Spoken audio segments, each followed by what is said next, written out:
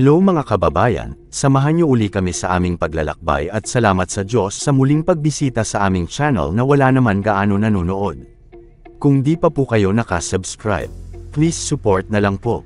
Ngayong episode, bibistahin namin ang simbahan ng Tagudin Church sa Tagudin, Ilocos Sur sa pamamagitan ng kotse. Let's wander at a very peaceful and orderly town called Tagudin, in southern Ilocos.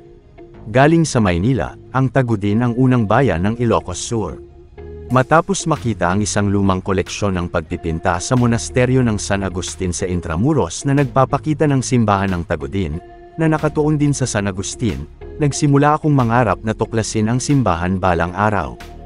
Ang Tagudin, opisyal na bayan ng Tagudin, Ilocano, Iliti Tagudin, Tagalog, Bayan ng Tagudin, ay isang ikalawang klaseng bayan sa lalawigan ng Ilocos Sur, Pilipinas. Ayon sa census noong 2020, mayroon itong populasyon na 41,538 katao. Ang pangalan ng munisipalidad ay nagmula sa isang katutubong cotton drying rack na tinatawag na Tagudan.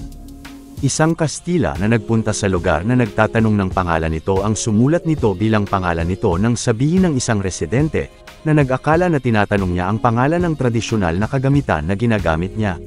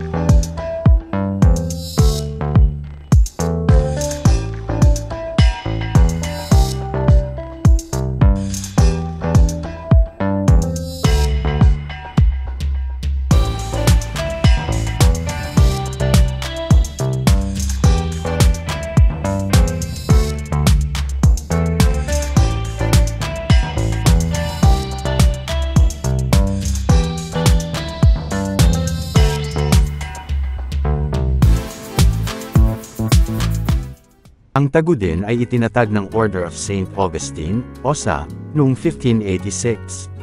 Tulad ng maraming iba pang mga bayan na itinatag sa simula ng panahon ng kolonyal na Espanyol, nagsimula ito bilang isang mission settlement na inaangkin ng simbahang Katoliko para sa Diyos at ng Spanish conquistadores para sa kanilang hari. Mula roon, lumaki ang pamayanan at naging isang bayan at parokya, ngunit ang simbahan ni St. Augustine ay hindi na itayo hanggang mahigit 200 taon na ang lumipas. Maaaring nagsimula ang pagtatayo noong 1814, kahit na ang eksaktong petsa ay hindi alam. Ngunit ayon sa umiiral na mga tala, kabilang ang isang ulat noong 1829 na inihanda ng 24 na cabezas de barangay ni Tagudin sa gobernador ng Ilocos Sur, ang proyekto ay sinimulan ng isang Padre Gutierrez na, noong panahong iyon, ay nagsilbi bilang kura paroko sa bayan ng Bangar at bilang katulong na kura paroko ng misyon ng Tagudin. Ipinagpatuloy ni Padre Francisco Hernandez ang gawain noong 1816, ngunit hindi pa rin natapos ang simbahan noong siya ay pumanaw noong 1821. Ipinagpatuloy ni Padre Juan Sorolla, ang nauna sa Tagudin, ang pagtatayo ng simbahan hanggang sa 1830s. Nagtayo rin siya ng kumbento at naglagay ng 2 sundial sa paligid na sinasabing una sa kanilang uri sa bansa. Noong 1880s, pinangunahan ni Padre Mariano Ortiz ang pagsasaayos ng simbahan. Pagkatapos ay itinayo ni Padre Jeronimo Rubio ang payat na kampanaryo na matatagpuan sa tabi ng simbahan. Ang St. Augustine Parish Church ay ilang beses na naibalik sa nakalipas na ilang siglo, ngunit ginawa ang mga pagsisikap na panatilihin ang orihinal na disenyo at arkitektura ng simbahan. Ipinagdiriwang ng parokya ang araw ng kapistahan ng kanyang titular na patron, sa araw ng kanyang pagbabalik loob, na 5 ng Mayo ng bawat taon.